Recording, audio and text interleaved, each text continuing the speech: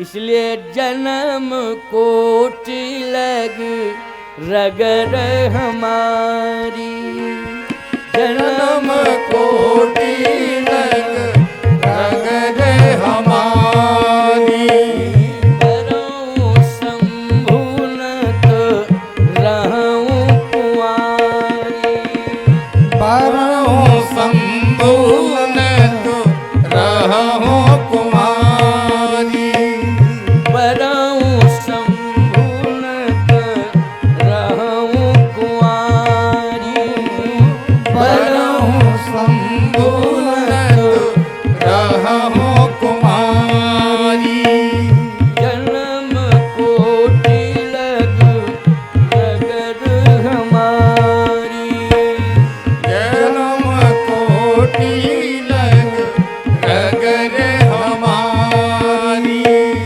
बरऊं शंभु नत रहूं कुंवारी। इसलिए मैं चाहती हूं कि मेरा विवाह भगवान शिव के साथ होना चाहिए, लेकिन बिना गुरु की कृपा के संभव नहीं है। तो नारद जी स्वयं गए भगवान के पास और कहा, भगवान आपसे मेरी एक प्रार्थना है। क्या? आपकी आज्ञा से ही तो मैं पूरे भूमंडल में भ्रमण करता हूं। हाँ, बहुत बड़ी समस्या पैदा हो गई है समाज में। कौन सी समस्या? बोले तारकासुर नाम का राक्षस पैदा हो गया है। तारकासुर नाम का राक्षस, बोले ये राक्षस जो है पूरे भूमंडल पर भयावह स्थिति पैदा कर चुका है। कोई शांति से रह नहीं पा रहा है। एक बात आपको बताएं, यदि कोई तार्किक व्यक्ति आपके पास बैठ जाए तो आप चैन से बैठ नहीं सकती। समझ गए हो कि नहीं? हाँ, बैठ नहीं सकते हो चैन से आप। तार्किक व्यक्ति जो है, मैं एक बात कहता हूं, तर्क करना तो चाहिए, ये नहीं कि तर्क नहीं करना चाहिए, तर्क करना तो चाहिए, लेकिन देश काल परिस्थिति के हिसाब से तर्क करना चाहिए। और तर्क भी सार्थक तर्क होना चाहिए, निरर्थक नहीं हो, कुतर्क हो जाएगा। कुतर्क नहीं करना चाहिए। और तर्क भी करना है तो देश काल परिस्थिति पर विचार करना चाहिए। समझ रहे हो कि नहीं? मैं आपसे एक बात पूछ रहा हूं, जैसे किसी की मृत्यु हो गई हो, एक उदाहरण दे रहा हूं, किसी की मृत्यु हो गई हो, अब उस समय बोलने की जरूरत है कि मौन रहने की जरूरत है? पहले ये बताओ। उस स्थल पर ज्यादा बोलने की जरूरत, हाँ आवश्यकता पड़ जाए तो बोलना पड़ेगा, लेकिन ज्यादातर उस स्थल पर मौन रहने की आवश्यकता है। लेकिन यदि आप तर्क कर रहे हैं, कैसे मरा? अच्छा ठीक ही तो मर गया, मरना चाहिए था क्योंकि ऐसा काम ही किया। ऐसा काम करेगा तो हर कोई मरेगा, जो ऐसा करेगा वो मरेगा, बचेगा ही नहीं। ईमानदारी के साथ बताओ, उस समय लोग यही कहेंगे, कहां से आ गया ये पागल, फालतू की बात कर रहा है। ये तो हम भी जानते हैं कि ऐसा होगा तो ऐसा होगा, बोलने की जरूरत नहीं है। उस समय बोलने की आवश्यकता, उस समय मौन रहने की आवश्यकता है। इसलिए जब भी किसी को श्रद्धांजलि दी जाती है तो पहले कहा जाता है कि 2 मिनट का मौन धारण करिए। बोलो क्या कहा जाता है? 2 मिनट का मौन धारण करिए। इसके बाद शांति पाठ किया जाता है। बोलो किया जाता है कि नहीं? पहले मौन, इसके बाद जीवात्मा के कल्याण के लिए, जीवात्मा के कल्याण के लिए मौन रहो, फिर शांति पाठ करो। प्यारे, देश काल परिस्थिति को देख करके तर्क करना चाहिए। आप तार्किक हैं, अच्छी बात है, आपके तर्क बहुत अच्छे हैं, ये भी सत्य है। ये कथा में तो मैं तर्क ही तो दे रहा हूं, ये जो भाव दे रहा हूं ये क्या है? ये तर्क ही है। लेकिन इस समय मैं व्यास गद्दी पर बैठा हूं, मुझे व्यास पीठ ने बोलने के लिए आदेशित किया है, इसलिए मैं बोल रहा हूं। और आज मंच की मर्यादा ने तुम्हें मौन रहने के लिए आदेशित किया है, इसलिए तुम मौन हो। बोलो, है व्यवस्था है कि नहीं? ये निर्वाह चल रहा है कि नहीं चल रहा है? मंच की व्यवस्था ने, इस मर्यादा ने, सत्संग की मर्यादा ने तुम्हें मौन रहने के लिए आदेशित किया है और मुझे बोलने के लिए आदेशित किया है, इसलिए मैं तर्क दे रहा हूं। तो ईमानदारी से बताओ, ये तर्क आप सुन रहे हो कि नहीं? और हृदयस्थ कर रहे हो कि नहीं? और परिवर्तन करने के लिए संकल्प भी ले रहे हो कि नहीं? कि हम परिवर्तन करेंगे, ये हम आज संकल्प लेते हैं। क्यों? ये देश काल परिस्थिति पर विचार किया गया है, व्यासपीठ ने आदेश दिया है बोलने के लिए, इसलिए बोला जा रहा है। तो ये तर्क जो है ग्राही है। बोलो, क्या है ये तर्क? ग्राही है, ग्रहण करने योग्य है, स्वीकार करने योग्य है। यही मर्यादा, यही परंपरा है। तो आज नारद जी ने कहा कि तारका नाम का राक्षस हो गया है जो जगह जगह परेशानी पैदा कर रहा है। ज्यादा बोलना, अनावश्यक रूप से तर्क देना, असाम्यक तरीके से अपनी बोलने की भाव भंगिमा पैदा करना, याद रखना ये तारकासुर राक्षस की प्रवृत्ति है। नारद जी ने कहा कि सरकार, इसके लिए आज आवश्यकता है। किसकी आवश्यकता है ये बताओ नारद? का इस समय भगवान शंकर की आवश्यकता है। शंकर की आवश्यकता, तो शंकर जी के पास चले जाओ। का सुनिए तो महाराज, शंकर जी की आवश्यकता तो शंकर जी के विवाह की आवश्यकता है। अच्छा, तो शंकर जी की आवश्यकता अलग बात है, शंकर के विवाह की आवश्यकता अलग बात है। क्यों भाई? शंकर की आवश्यकता अलग और विवाह की अब तो समस्या पैदा कर दी नारद तुमने, क्योंकि शंकर जी की आवश्यकता होती तो कोई बात नहीं, शंकर जी के विवाह की आवश्यकता है। तो शंकर जी ने तो काम को जला दिया है, काम को जला दिया है। अच्छा, काम को तो जला दिया है, फिर विवाह कैसे करेंगे? नारद जी ने कहा, महाराज ऐसा है, आप में वो ताकत है, वो ताकत है कि जो चेतन को जड़ करे वो जड़े करे चेतन।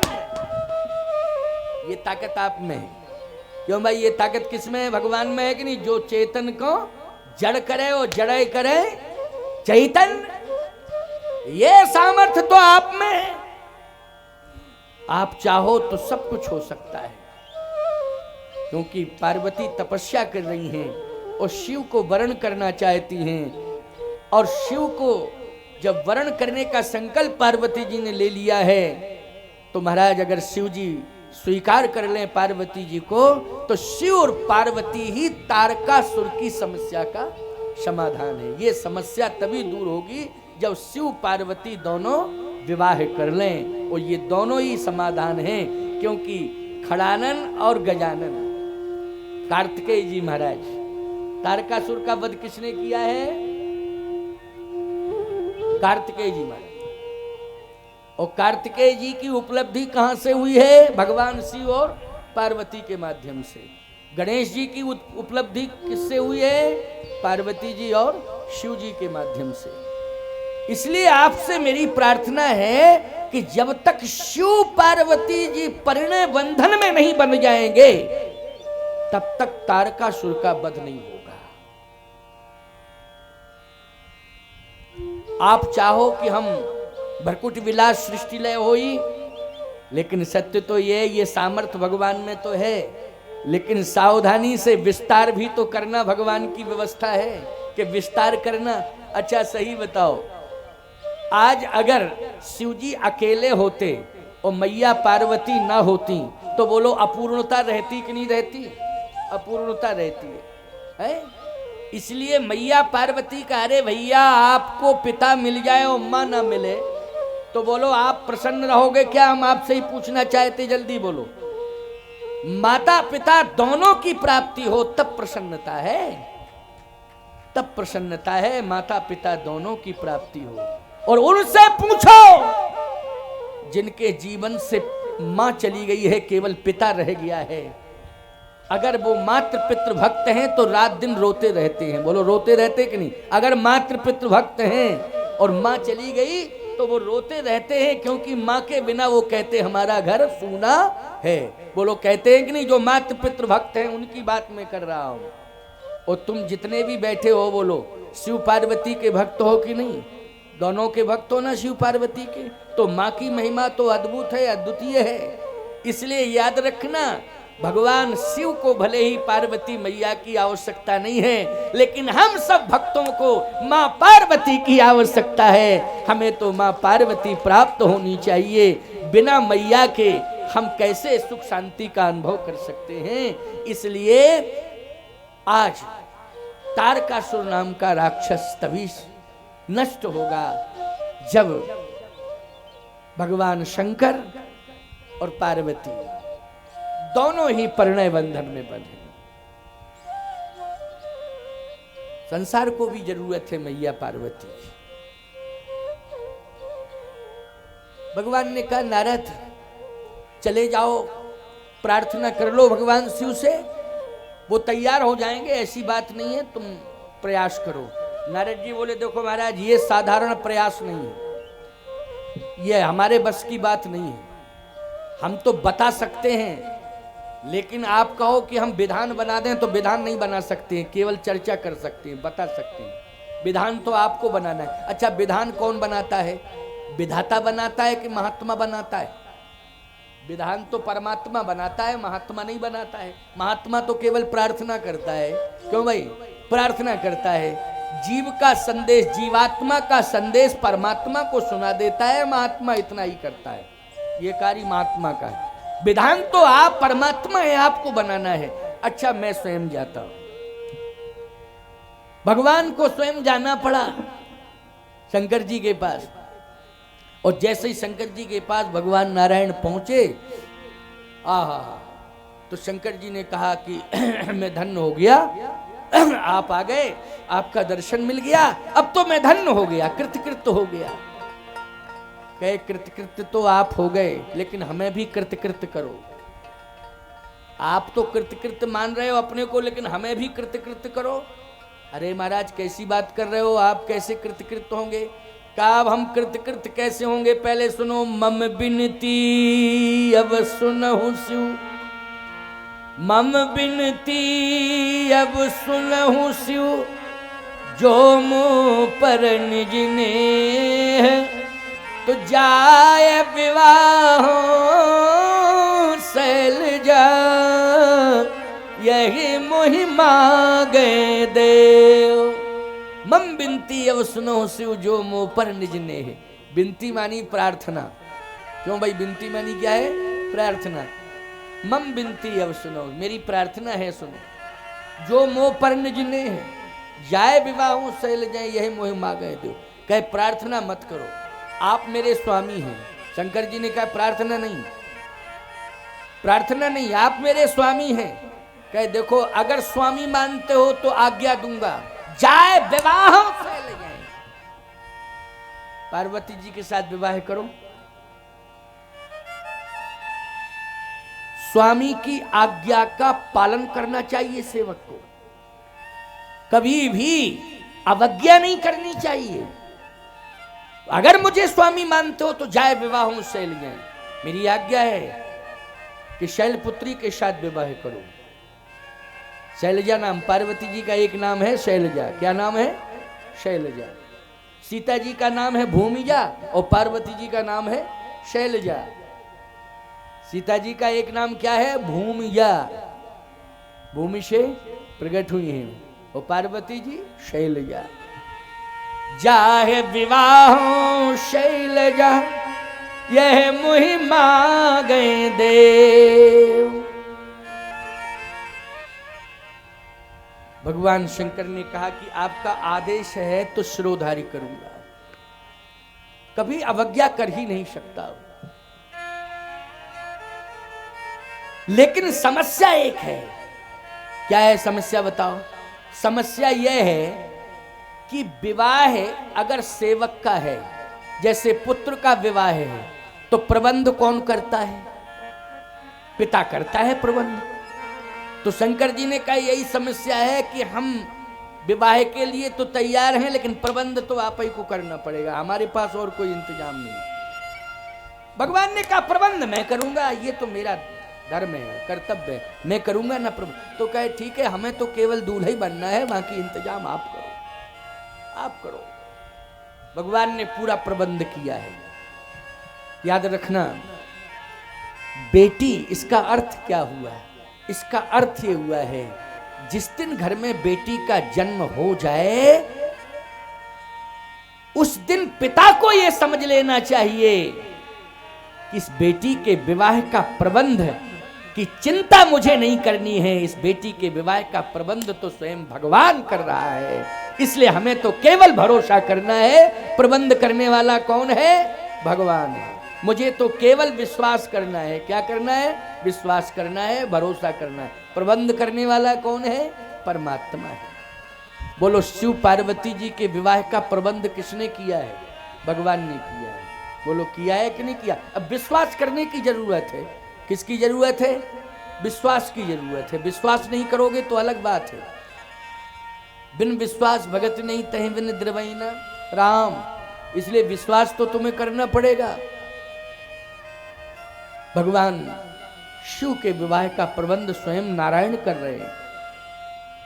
इंद्र को आदेश दिया, इंद्र को आदेश दिया, इंद्र जितने देवता हैं सब बाराती बन के आएंगे और तुम्हारे नेतृत्व में बारात चलेगी। सबसे कहो कि सब तैयार हो जाएं। अब इंद्र तो राजा है देवताओं का, इंद्र कहेगा तो तैयार नहीं होंगे सब देवता? सब देवता तैयार। और वैसे भी किसी का विवाह घर में होता है, किसी घर में विवाह होता है तो देवताओं को आमंत्रण देते हो कि नहीं देते हो? देते हो, आमंत्रण देते हो।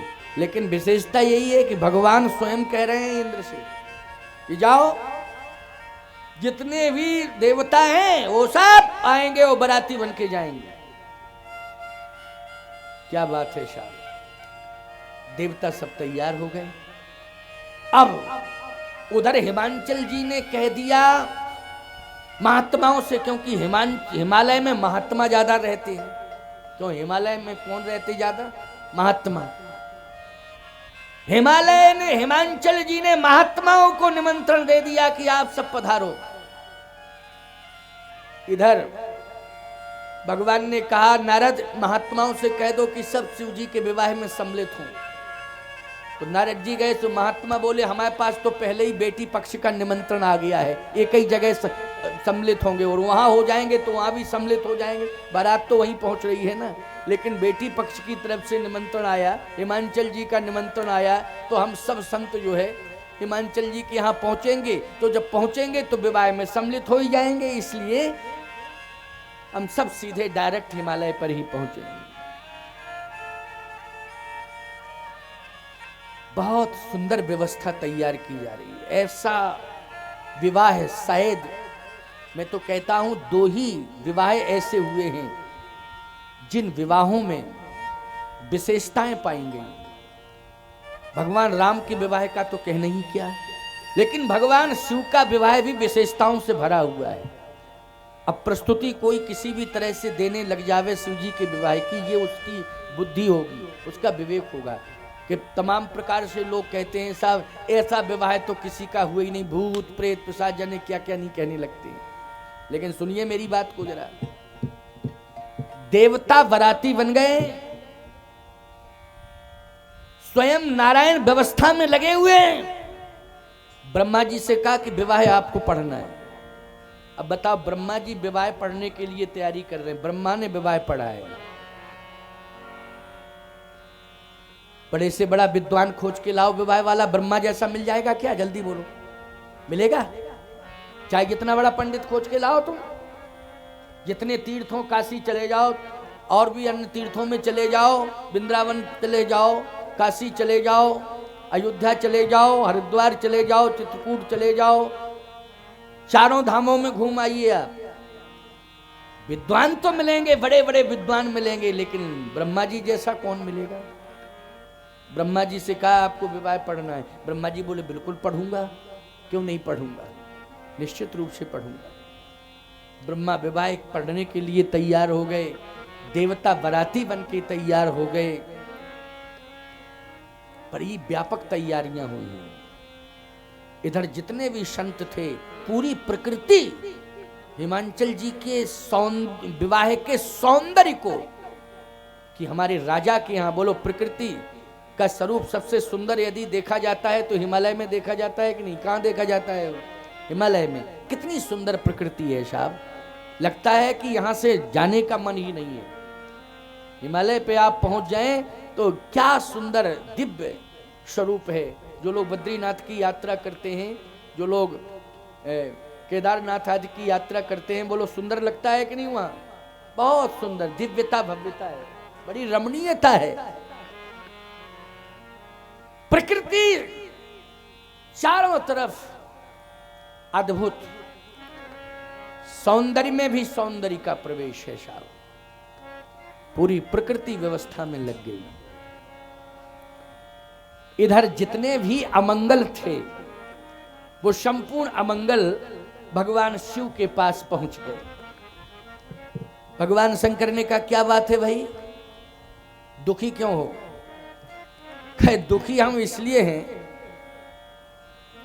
तब तक नंदी बाबा बोल पड़े, ये सबको दुखी करते हैं तो दुखी तो रहेंगे ही।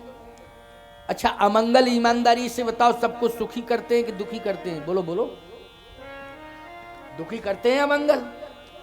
तो कहे दुखी क्यों? नंदी बाबा ने कहा इसलिए दुखी हैं कि ये सबको दुखी करते हैं तो दुखी तो रहेंगे ही। जो सबको दुखी करता है वो एक दिन खुद दुखी होता है। समझ गए हो कि नहीं? जो सबको दुखी करता है वो एक दिन दुखी होता है। इसलिए कभी किसी को दुखी करने की कोशिश मत करना। हाँ, नहीं तो समझ लेना भगवान शंकर के कोप भाजन बन जाओगे। इस बात को सुन लो। हाँ, कोप भाजन बन जाओगे। इतने ऐसे कोप भाजन बनोगे कि शंकर जी सीधा बुलडोजर चलवा देंगे। समझ गए हो कि नहीं? हाँ, इसलिए कभी किसी को परेशान मत करना, कभी किसी को दुखी मत करना, कभी किसी को परेशानी में मत डालना, क्योंकि दूसरे की परेशानी को अपना परेशानी समझना, ये भाव होना चाहिए। ये नहीं कि अपनी सारी परेशानी दूसरे के ऊपर डाल दो, ये भाव अच्छा नहीं है, विचार अच्छा नहीं है। भगवान शंकर ने कहा दुखी क्यों हो, पहले कारण बताओ। अमंगलों ने कहा इसलिए दुखी हैं कि हम तो ये सोच रहे थे। क्या सोच रहे थे बोलो? कि भूत प्रेत बन करके, आपके गण बन करके, वैसे तो भूत प्रेतों को कोई स्वीकार नहीं करता है, लेकिन हम सब अमंगल भूत प्रेत बन करके आपकी सेवा में लगे थे कि चलो इनकी सेवा करेंगे तो हम भी अमंगल जो है मंगल में बदल जाएंगे। क्यों भाई? अगर भगवान की सेवा कोई करे तो बोलो उसके जीवन में मंगल आ जाता है कि नहीं? तो भूत प्रेत जितने अमंगल थे सब भूत प्रेत बन गए। भूत प्रेत कहने लगे हम इसलिए आपकी सेवा में लगे थे कि आपकी सेवा करते करते हम सब अमंगल भी मंगल में बदल जाएंगे, इसलिए सेवा कर रहे थे। लेकिन आज हमें सेवा से वंचित किया जा रहा है। भगवान शंकर ने कहा किसने कहा है वंचित रहने? कहे इसलिए कि मंगल भवन स्वयं भगवान नारायण आपके व्यवस्थापक हैं विवाह के, तो हमें दूर होना पड़ेगा कि नहीं होना पड़ेगा?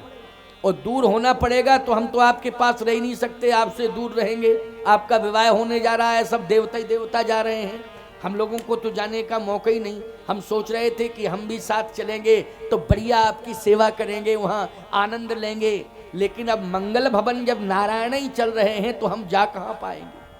हम तो नहीं जा पाएंगे। इसका मतलब है कि हमारा दुर्भाग्य तो सदा सदा के लिए अमर हो गया, अब दुर्भाग्य मेरा मिटने वाला नहीं है। सोच रहे थे शिव की शरण में जाने से ये जो भी अमंगल है वो सब मंगल में बदल जाएगा, हमारा जीवन भी धन धन हो जाएगा, ऐसा सोचा था। लेकिन आज इसलिए रो रहे हैं कि अमंगल के अमंगल रहे। अब हमको कहीं कोई गुंजाइश ही नहीं है, हमारा कल्याण कौन करेगा? केवल शिव के अलावा। मैं नहीं समझता था कि मेरा कल्याण होगा, लेकिन आज समझ में आ गया कि शिव से भी मुझे दूर किया जा रहा है। शिव के बिना किसी का कल्याण संभव है ही नहीं, इसलिए अब हमारा दुर्भाग्य अमर हो गया। शंकर जी ने कहा रुको रुको रुको, अभी कहीं जाने की जरूरत नहीं है। तुम मेरे साथ चलो, क्या परेशानी है, मेरे साथ चलो। कहे चलें तो आपके साथ, लेकिन आपके साथ क्या चलें जब मंगल भवन आपके साथ चल रहे हैं स्वयं नारायण, तो हम रह कहां सकते हैं। कहे एक काम करेंगे, क्या, मंगल भवन से कहेंगे आगे निकल जाओ, हम पीछे पीछे चलेंगे, हमारे पीछे पीछे तुम चलना, और मंगल भवन को आगे निकाल देंगे। क्यों भाई, क्या दिक्कत है। मंगल भवन आगे आगे, उनके पीछे हम, हमारे पीछे तुम। अगर ज्यादा कहो तो थोड़ा और फास्ट गति से आगे निकाल देंगे कि हम अभी घंटे 2 घंटे बाद आएंगे। अमंगलों ने कहा महाराज ये तो आपकी बात है, यदि आप चाहेंगे तो सब कुछ संभव हो सकता है, लेकिन हमें लग नहीं रहा है। शंकर जी ने कहा चिंता करने की कोई जरूरत नहीं। स्मरण किया नारद जी का, नारद जी तुरंत आ गए। महाराज याद किया आपने? कहा मैंने याद तो किया। क्या बात है ये बताओ, व्यवस्था क्या हो रही है विवाह की, क्या व्यवस्था हो रही है? 4 बज चुके हैं और व्यवस्था का पता ही नहीं चल रहा। तो भाई 4 बजे तक कहा था बोलने के लिए, 4 बजे, 1 से 4 तो मैं 2 से 4, 2 बजे से चलो 2-5 मिनट की बात और है, सुन लो, है नहीं। वैसे तो 4 मानी 4 मन की एकाग्रता तो है आप लोगों के अंदर कथा सुनने की। चलो 10-5 मिनट की बात है, उसको सुन लीजिए। मूल बात जो मैं कहना चाहता हूँ उसको सुनो, बस 10-5 मिनट की बात और है, इसको कह के वाणी को विश्राम करूँगा। फिर आरती होगी 4:30 बजे, तो आप फुर्सत हो जाएंगे आरती के शहर।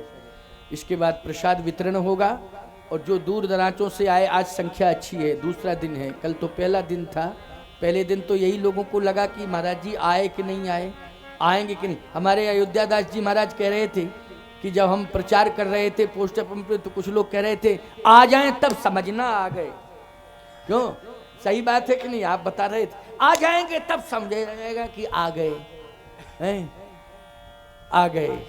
अच्छा ये भी किसी ने कहा, भगवान जाने कौन था, बोले कैसे बुला पाया, बुला ही नहीं सकता कोई, कैसे बुलाया, क्यों नहीं बुला सकता, बहुत महंगे हैं, मुश्किल है आना, और फिर आपके आश्रम में आ जाएंगे, जंगल में बड़ा मुश्किल है, जंगल में। अच्छा एक बात बताओ भैया, जंगल से हमें क्या परहेज है? आजकल महलों में मंगल नहीं है, आजकल तो जंगल में ही मंगल है। अगर ईमानदारी से देखा जाए, महलों में मंगल नहीं है, जंगल में ही मंगल है। इसलिए जंगल में मंगल है, तुम भी मंगल लो, हम भी मंगल लें, और मंगल ही मंगल हो, है नहीं। वो अमंगल में भी मंगल आ जाए। आज भगवान शिव का चरित्र है, भगवान शिव पार्वती का चरित्र सुनाया जा रहा है ना, तो अमंगल में भी मंगल आ जाए, इसके लिए कथा हो रही है। तो आओ सुनो, अंतिम बात है, अंतिम 10 मिनट की बात। इसके बाद में आरती, 4:30 बजे तक आरती, प्रसाद वितरण होगा, और कथा का यही क्रम 1 बजे से लेके 4, 4:15, 4:30 तक, बस यही क्रम नित्य का होगा। और आप सब आज उपस्थिति आपकी अच्छी है, और कल तो विशेष उपस्थिति हो ही जाएगी निश्चित रूप से। अब तो दिनों दिन संख्या, इसलिए पीछे भी विस्तार किया गया है। वैसे यहाँ जगह नहीं थी, लेकिन जगह बनाई गई है, समझ गए हो कि नहीं? जगह थी नहीं, लेकिन अयोध्या दास जी महाराज के परिश्रम ने जगह को बना दिया है साहब, और बहुत सुंदर, और इतनी अच्छी जगह बनी है साहब कि पीछे भी जगह है बैठने के लिए। लोग आ जाएंगे तो पीछे भी पर्याप्त बैठने की व्यवस्था की गई है। और जगह तो मैं बताऊं आपको, पांडाल बनाया जाता है, यहाँ तो अयोध्या दास जी ने स्टेडियम बना दिया है। देखो आप, ऐसा दृश्य है पूरा, तो स्टेडियम का दृश्य है कि नहीं? बड़ा सुंदर है, बहुत सुंदर दृश्य लग रहा है। हाँ बहुत सुंदर, बहुत आनंद आ रहा है। इसलिए परिश्रम का फल, ये प्रयास सार्थक सिद्ध हो गया है। तो आइए अंतिम बात सुन लीजिए। अंतिम बात कह करके वाणी को विश्राम। भगवान शंकर ने कहा नारद जी ऐसा है, व्यवस्था क्या है? कहे व्यवस्था तो सब कुछ अच्छी है, इंद्र ने तैयारी कर ली, पूरे देवता आ रहे हैं बाराती बन करके, और स्वयं ब्रह्मा जी विवाह पढ़ने के लिए आ रहे हैं। भगवान नारायण स्वयं व्यवस्था में लगे हैं। कहा सुनो एक बात, देवता आ रहे हैं वो ठीक है, नारायण व्यवस्था में लगे हैं सब ठीक है, लेकिन आपको मालूम है नारायण से जाकर के कह दो कि कुछ हमारे स्पेशल लोग हैं वो हमारे साथ चलेंगे। और उनका नाम लिस्ट में जोड़ना हो, जोड़ो, नहीं जोड़ना हो तो संकेत तो करे ही दो, नहीं बाद में कोई बात आवे। नारद जी ने कहा कि कौन है स्पेशल? कहे नारायण से जाके बता दो, भूत प्रेत पिशाच डाकनी शाकनी। नारद जी बोले कैसी बात कर रहे हो, भांग खाई है आज ज्यादा क्या? अरे भांग नहीं खाई है, होश हवास में बोल रहा हूं। ये भूत प्रेत कहीं बारात में जाते हैं, एक गांव में एक भूत आ जाए तो पूरा गांव परेशान रहता, और बारात भूतों की पहुंचे जिस गांव में, क्या हाल होगा उस गांव का? शंकर जी ने कहा सुनो, ये हमारे विशेष सेवक हैं, ये हमारी सेवा में रहते हैं और इनका हम इलाज कर रहे हैं। इनका हम क्या कर रहे हैं? इलाज कर रहे हैं, क्योंकि ये सब अमंगल हैं, लेकिन इनका उपचार हम कर रहे हैं। कैसे? बोले अमंगल को दूर कर रहे हैं और मंगल प्रदान कर रहे हैं, लेकिन अभी उपचार में है ये।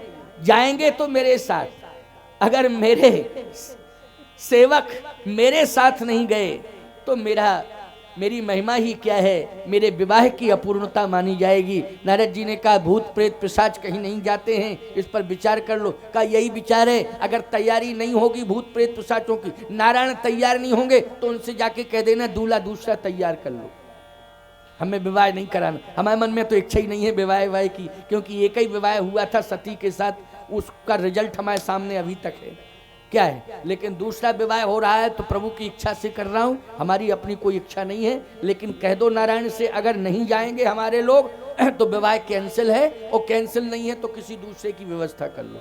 नारद जी, और नारद जी से शंकर जी ने कहा कि हम भी बाबा तुम भी बाबा, बाबा तो हम भी हो बाबा तुम भी हो, इसलिए तमाम बाबा हैं, किसी बाबा को तलाश लें विवाह के लिए। क्यों भाई, नारायण के हाथ में तो सभी बाबा हैं। बोलो भाई, जिसको आज्ञा देंगे भाई, जब एक बाबा को आज्ञा दे रहे तो दूसरे बाबा को भी आज्ञा दे सकते, किसी तीसरे बाबा को आज्ञा दे सकते। नारायण के हाथ में तो सब कुछ है, इसलिए जाओ कह दो। नारद जी ने जाकर के जब ये संवाद सुनाया तो भगवान ने कहा कि नारद ऐसा है, कह दो शंकर जी से कि जिसको ले जाना चाहे उसको ले जाएं, कोई दिक्कत की बात नहीं है। कहे महाराज समस्या ये रहेगी कि आप रहेंगे, वो भूत प्रेत आपके साथ रहेंगे कैसे, रहेंगे कैसे? भगवान ने कहा ऐसा है, भूत प्रेत शंकर जी के साथ रहेंगे, आप कहां रहेंगे? कहा हम कहां रहेंगे, हम तो सब जगह हैं, हम कहां नहीं है। हरि व्यापक सर्वत्र समाना, प्रेम ते प्रगट होए में जाना, हम तो सब जगह हैं नारद। जैसे तुम सब जगह पहुंच जाते हो वैसे हम सब जगह प्रकट हो जाते हैं, इसलिए चिंता करने की कोई जरूरत नहीं है। सारी व्यवस्था हम पहले से बना के रखेंगे। अब शंकर जी की जिद है तो आ जाएं, कोई बात नहीं, उनका इंतजाम भी हम कर देंगे।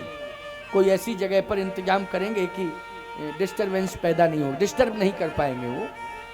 नारद जी ने जब ये समाचार शिव जी को सुनाया तो शंकर जी ने कहा बस यही तो हम चाहते थे। भूत प्रेत पिशाचों से कहा अब चिंता करने की जरूरत नहीं है, तुम सब तैयार रहो।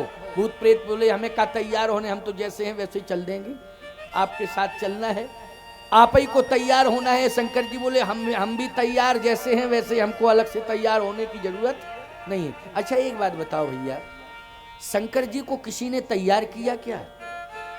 शंकर जी क्या कोई भेष बना के गए हैं विवाह के लिए?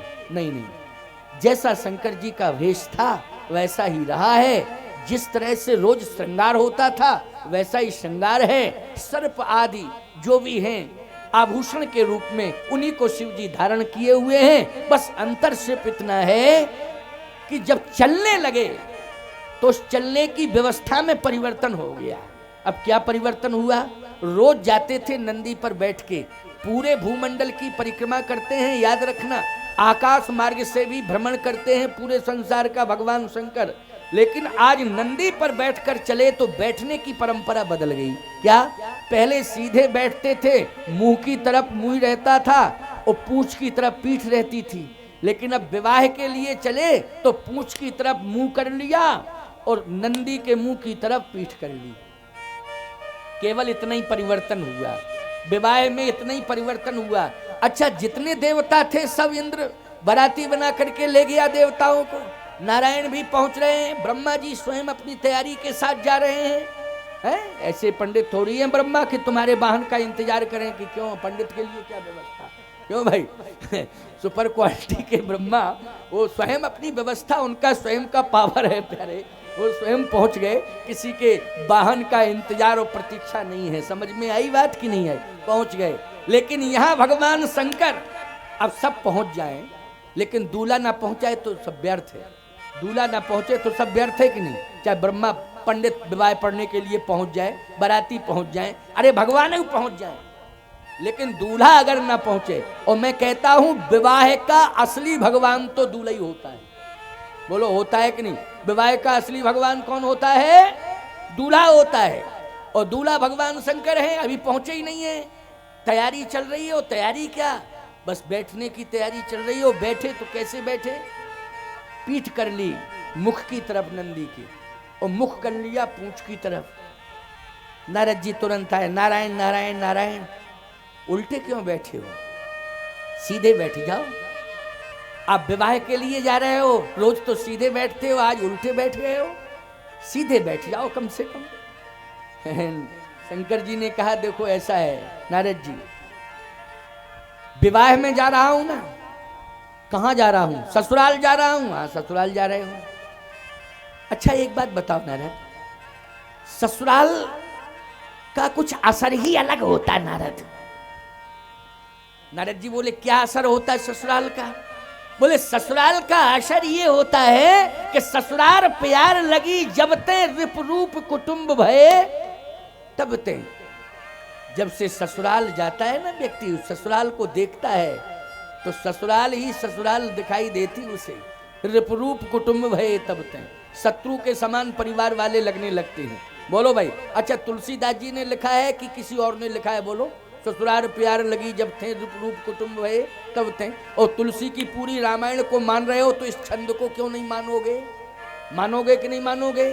और मानोगे तो इस छंद का अर्थ क्या करोगे? ससुराल प्यार लगी जब थे रूप रूप कुटुंब भये तब थे, ये सत्य है।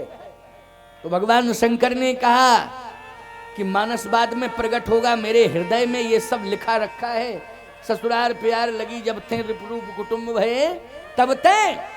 तो हे नारद, मेरा विवाह केवल मेरे लिए नहीं है, मेरा विवाह संसार को प्रेरणा देने के लिए। राम जी का विवाह भी संसार को प्रेरणा देने के लिए है, शिव जी का विवाह भी संसार को प्रेरणा देने के लिए। मैं विवाह में जा रहा हूं, ससुराल की ओर जा रहा हूं, लेकिन संसार वालों को प्रेरणा दे रहा हूं कि देखो दुनिया वालों, मैं जा रहा हूं ससुराल, लेकिन देख रहा हूं अपना घर द्वार।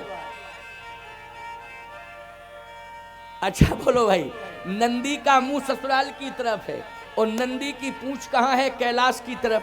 बोलो है कि नहीं? और पूंछ की तरफ मुंह किया भगवान शंकर ने और पीठ कर ली नंदी की मुख की तरफ। कहा दुनिया वालों, जा रहा हूं ससुराल, लेकिन देख रहा हूं परिवार। ससुराल के पीछे मैं घर द्वार छोड़ने वाला नहीं हूं। इसलिए दुनिया वालों, ससुराल तो जाओ, लेकिन परिवार को भुलाने की आवश्यकता नहीं है। मैं अपने कैलाश को कभी नहीं भूल सकता हूं।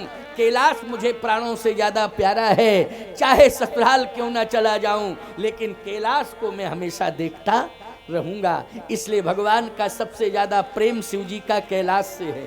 किससे है? बोलो भाई। कैलाश से है। इसलिए कैलाश से तुम्हारा परिवार ही तुम्हारा कैलाश है। बोलो तुम्हारा परिवार क्या है? तुम्हारा कैलाश है। संतों का परिवार भी परिवार संतों का कैलाश ही होता है। बोलो होता है कि नहीं होता है? साधुओं का परिवार साधुओं का कैलाश है, गृहस्थों का परिवार गृहस्थों का कैलाश है। बोलो है कि नहीं?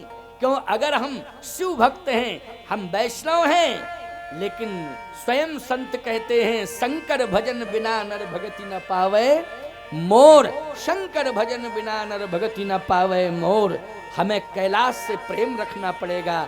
तुम भी शिव भक्त हो तो तुम्हें भी कैलाश से प्रेम रखना पड़ेगा और शिव को अपना समझना पड़ेगा और कैलाश को अपना घर समझना पड़ेगा। प्यारे भगवान शिव कहते हैं कि मैं जा रहा हूं ससुराल, लेकिन देख रहा हूं अपना घर द्वार। ये मैं कैलाश को नहीं भूल सकता हूं, कैलाश को नहीं छोड़ सकता हूं, चाहे जैसी महत्वपूर्ण ससुराल क्यों ना हो। अब आप देखो, पहुंच गए। जब पहुंचे तो सबसे बड़ी समस्या भूतों ने पैदा की। वो तो करते ही हैं, भूत हैं तो वे तो भूत पैदा करेंगी समस्या। भूतों ने समस्या ये पैदा की कि जो शिव जी के स्वागत में, वैसे तो स्वागत में पूरा नगर खड़ा था, बारात जिस गांव में आती है ज्यादातर गांव के लोग स्वागत में खड़े हो जाते कि नहीं।